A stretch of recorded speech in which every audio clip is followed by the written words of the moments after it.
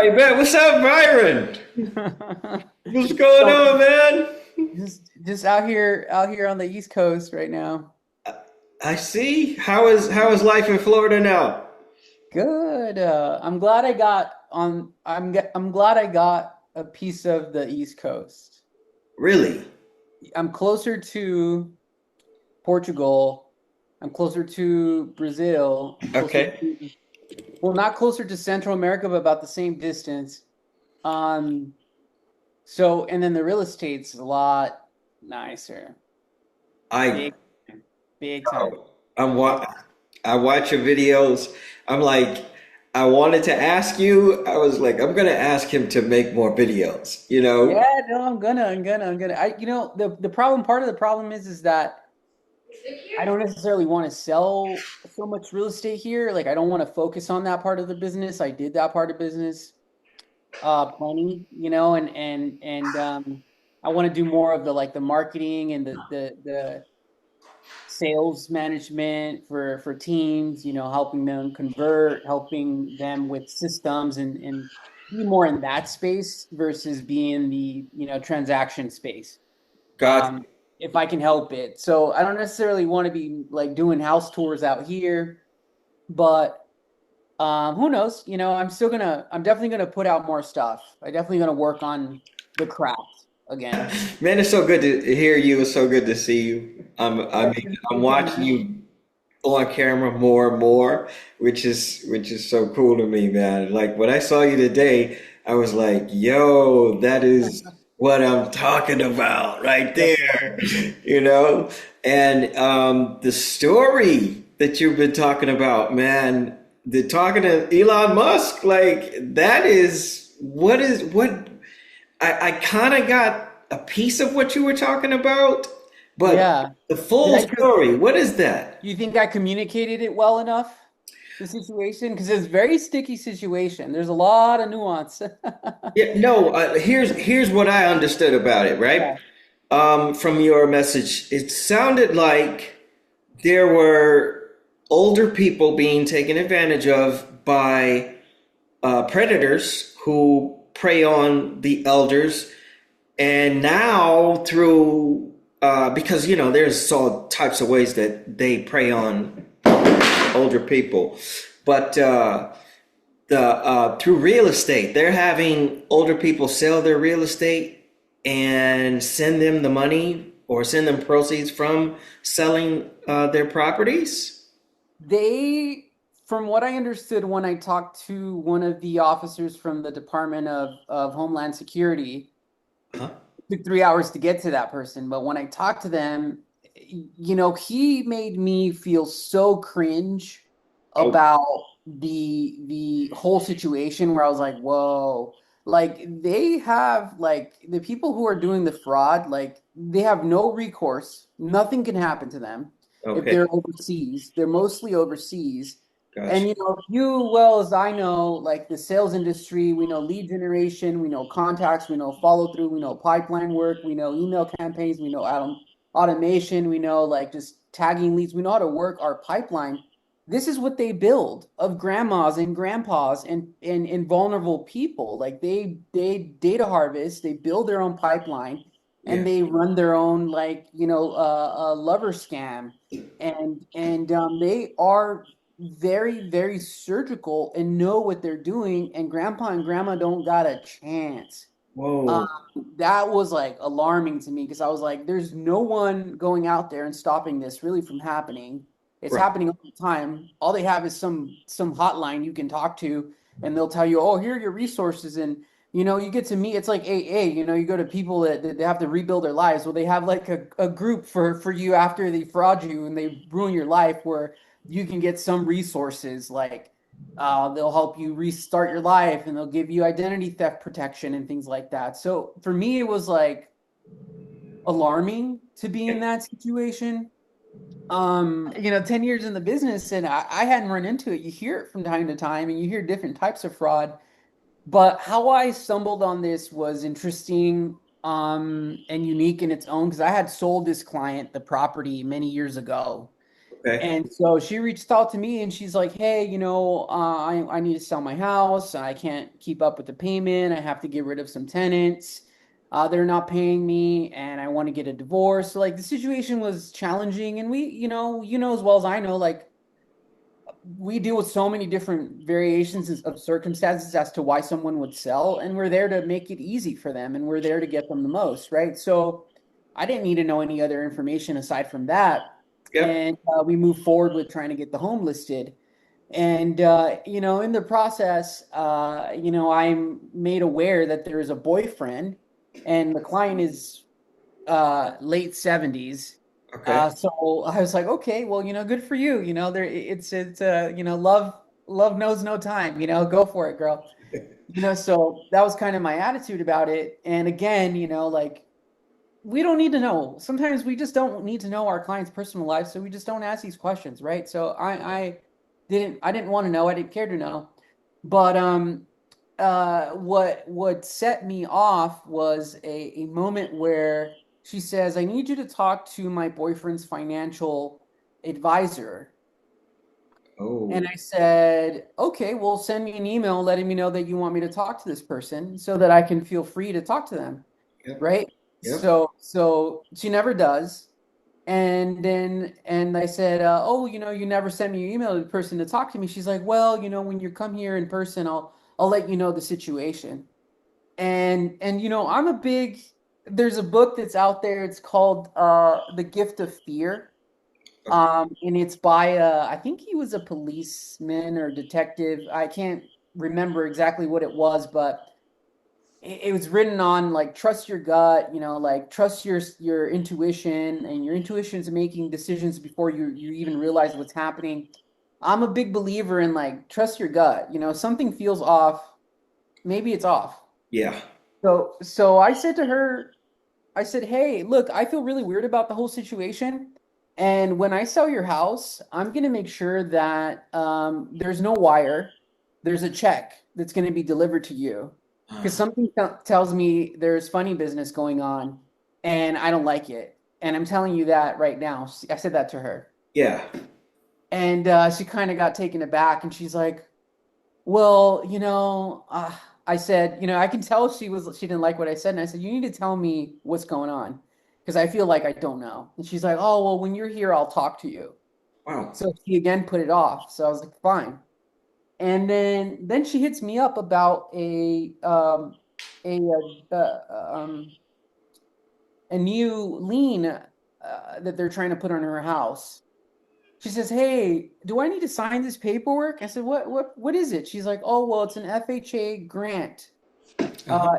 It's a $20,000 grant that I qualify for, but I need to sign it." And I said, "What you're selling? Why do you need a grant?" She's like, "Oh, well, I don't know, right?" So I'm getting really the sense that she's really confused. I don't know if she's sundowning or there's a moment where she's like not there, but I started to really rub me the wrong way. Yeah. And I said, "Who sent you this?" And she says, "I don't know." And I said, "Well, you need to call your mortgage servicer and let them know you're selling Yeah. because you don't need to get a grant or do a lien or get a loan if you're going to be selling the property in the next week or two here." Right. Exactly. So she says, "Okay, I'm going to do that." And I told her, I said, "Who sent you this?" And she's like, "I don't know." And I said, "You're going to have to tell me how you fell behind on your payments Yeah. because, that was another thing that I uncovered is she had a notice of default. Okay. So how did this happen? And my initial belief was that the people that were renting from her were no longer paying her. And this is Yeah. why she got rid of them and she was strapped for money. Like I kind of put that piece there. It wasn't really what happened. What Okay. happened was is they got her. Elon Musk got her the first time. And she didn't give me all well, I shouldn't say that. I think she wanted to. She just didn't know what to say. But Okay. I asked her, I said, "What do you mean? How did you fall in behind?" Yeah. Says, "Well, they took the money out of my account." And I said, "Who's they?" Well, she says, "The bank." And I said, "Why would the bank take the money out of your account?" She says, "Well, it was the checks that I deposited." And I said, what do you mean checks? Like, what are you talking about? And she says, Yeah. well, yeah, like they sent me checks from a worker that works for Elon Musk. I was supposed to deposit the checks on my name, and I did that. And I said, so you got checks from someone and you went and deposited them. And then the bank, of course, eventually catches up and says, hey, that money is not yours. Like there's fraud here, and takes the money. The bank reports it to, the FBI or whoever they report it to, and it sure just goes into some database. But she deposited this money, and then they convinced her to send them crypto. Oh.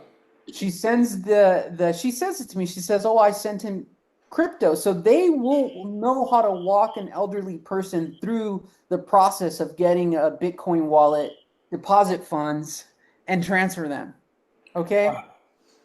Wow. So I was like, holy crap. Like she's in the mouth of the lion and the boyfriend's still in. Like I had one of those moments where I was like, oh my goodness, like this is bad. Like this is bad.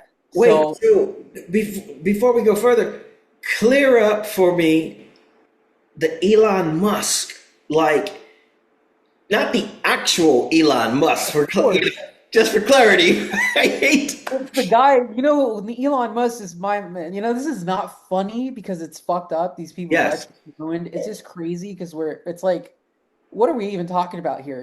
And so apparently there was the Elon Musk number one. I didn't get the details as to how they met or when they talked or how they targeted her, but I said to her, the conversation evolves because it turns from, remember, I'm uncovering this and sharing it with you as I go. So when I uncovered this, I said to her, I asked all those questions about the checks and what had happened. And I said to her, so they already stole it from you once Mm, and they're going to do it again. mm-hmm. You believe it and you want me to believe it, and you're waiting for me to travel to Sacramento to meet with you so you can tell me in person because you don't believe it. Really? Right. He kind of was like, well, I think that's what happened. Yes, I think they're lying to me.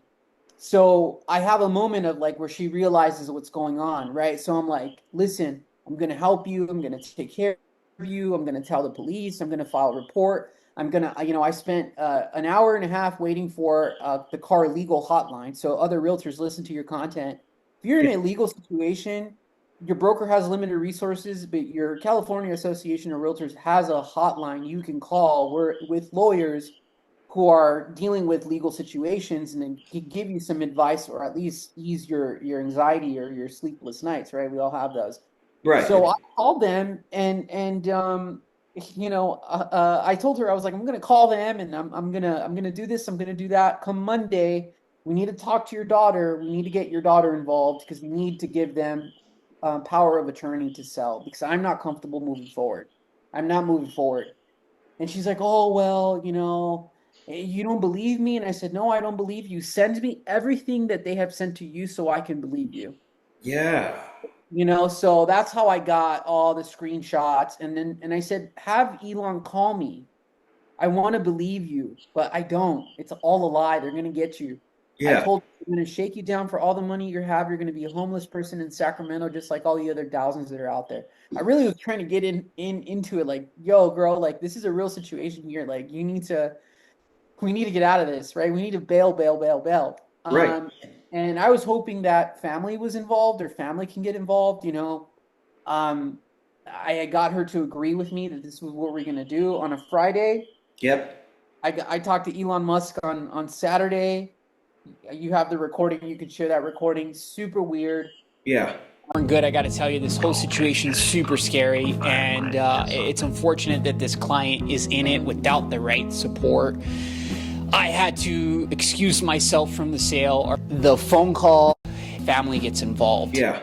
I'm very ominous. I was playing a role, but I was so mad. I honestly wanted to like do the Darth Vader like choke remote, from my bed. I was so pissed. I was like, Bro, I listened, I watched it. That was so dope, the way you put that together.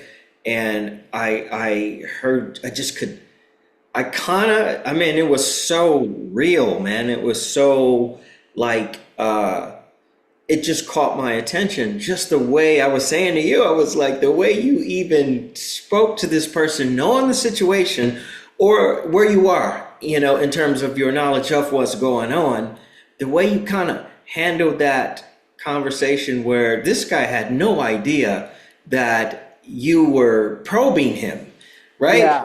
He was just kind of, it sounded like, from what I was hearing from him, he was just like basically checking the status of the sale of the property, right? And just looking for the date till he get his money. And your message was very clear about what's going on.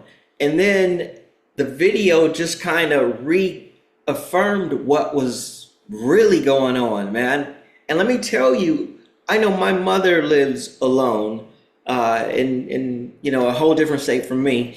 And she's held on or owned her house for, I mean, it's been it's been moons, man. And she'll call and say, someone's calling me talking about my taxes, behind on my taxes, or someone will call me talking about refinancing my house. And she's like, I don't have any payments on my house.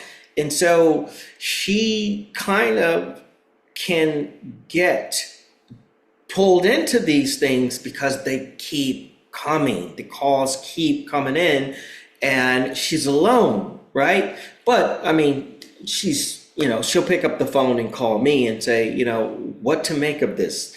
It's been scams, man. It heeds so much trust, brings putting things in a trust, having that protective film around a property and your loved ones is so important. There's nobody out there going after these people. Yeah. No one. Let me tell you, another quick story too. You're right. I just, on a way minor scale, I was going through the same kind of emotions and just feeling the same, like I'm dealing with it right now, actually.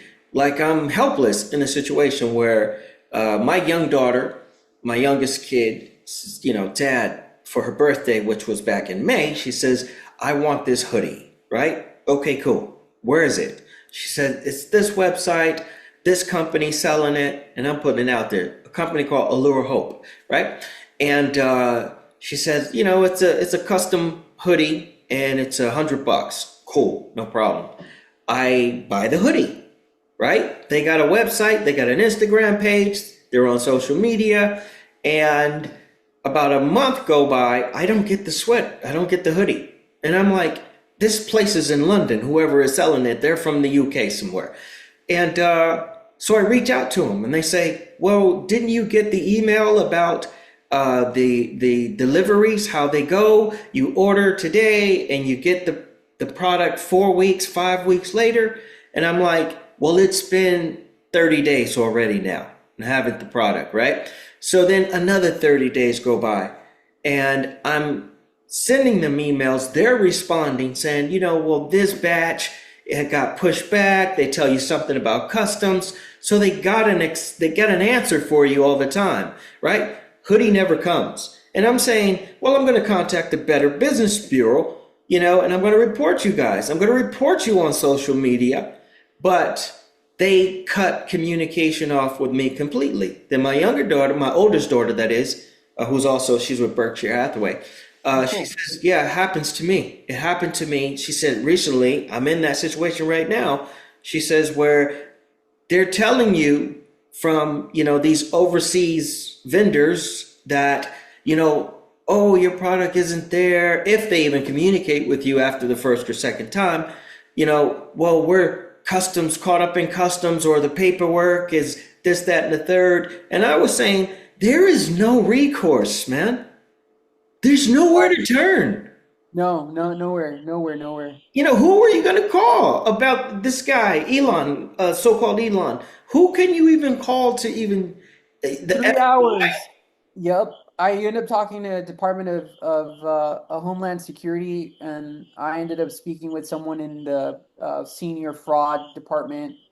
Wow. And that was it. You know, like he was the one that kind of put me on game and told me everything that was going on. So yeah, And you it know, ends there, though. It yeah, ends there. She's already damaged.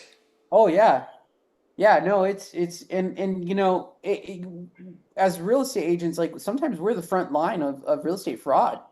Yeah. You know, I definitely found myself in that situation when I called my broker. You know, I said, "Hey, man, you need to be sitting down for this. I'm about to tell you something wild." And he's like, "Okay." You know, and I was like, "You sitting down?" And you know, I told him, and he just was like, "I can't not believe it." He's like, Yeah. "Wow." And he's like, "What's the game plan? You know, what are we doing?" And I just told him, I said, "You know, we need to get far away from it. We need to get family involved, and you know, we have our boundaries. I have you know, my boundaries." Yep. And certain things that I will do and won't do. And this is just, I just couldn't, you know, So couldn't. would you cut the tie? So we sent yeah, because what happened was I told her what I was going to do. And then Monday came, Hmm. right? Good old, just another regular Monday, you know, gonna do all this stuff. So I told her, I said, "Hey, report's done. This is done. And I did this. And you know, I need to know when we're talking to your daughter, right? So everything I had agreed to do on a Monday that we had agreed to when I brought you out of the fog and you got to see what was going on, Yep. and you told me you saved me, I love you, you're an angel, you know, all this stuff we were expecting. I was expecting to hear, like, you know, from a normal person. But come Monday, she's like, "No, stop, don't do it. He's coming today." And I was just like, "Oh my God." You know, He this is as what in the guy. Yeah, Elon was coming. Elon was flying from Texas to come pick her up in his private jet. And you know, I got to see the messages. They were pathetic. They were pathetic. Yeah. And it's so sad. And that's why I was like, yeah, like you know, you're not all there. You know, it's just very, very, very sad. You know, you can look at the cache of the emails that I sent her, or the info that I posted. Yep. But, you know, so ultimately I said to her, I said, "Okay, well, it's done. I'm canceling your listing.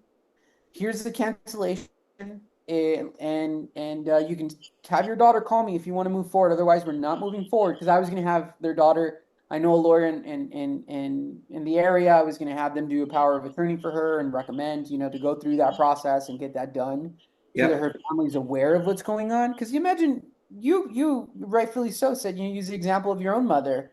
You know, if this was my mother or someone else's mother, just anyone, like, yeah, wouldn't want them to happen, because who's going to take care of them? That's going to mess up the whole family, you know? You And know, so yeah, I told her, I said, "I'm canceling." And then she says to me, "I'm not going to sign the cancellation agreement." oh, So, you know, because we have all the paper trail and all the emails and the conversations and the things that I told her and the things that she said and the things that she believed and the opinion that we gave her, yep. you know, my broker said, "Hey, we have enough to just say, hey, this is actually why we didn't wait for her signature. We canceled one way. She didn't want to sign it, but here's our reason why we are moving. We don't want to represent her. So, Wow. you know, we're covered. She can do what she wants, you know." And she was signed and listed on literally like a couple days later. It was ridiculous. But a whole new brokerage. Yeah, well, because you know that once becomes a canceled or an expired, They you go know, it's after out it. to all the jackals to you know, eat at the bottom of the market, you know, like what didn't sell. Yeah. So he got called and closed right away. So I reached out to the agent. So I don't know if we'll get a hold of him. Okay. But the agent, you know, presumed not to know or not to get my email, even though she opened it. You know, I was like, this is total BS. Like I'm more upset about that not even one phone call. That agent who sold it not called me once just to hear, "Hey, like, are you for real? Like, what's going on?" Right. They don't even want to know. Yeah, man. That I get it. You know, I'm so glad that you have brought this to the forefront, man. I'm glad you gave me this chance to even talk to you on Yeah, camera. thank You know, you. on a sidebar, I was in a office meeting, normal office meeting, and we're working our way through all the items on the list, on the agenda.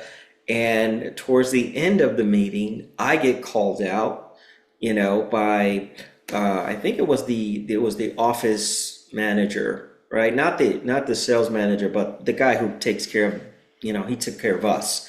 And he says, you probably don't want to hear this, Chuck. He says, but there is an agent profile in New York where someone is using all of your information, your images, except for your phone number, and they are selling and leasing real estate in New York.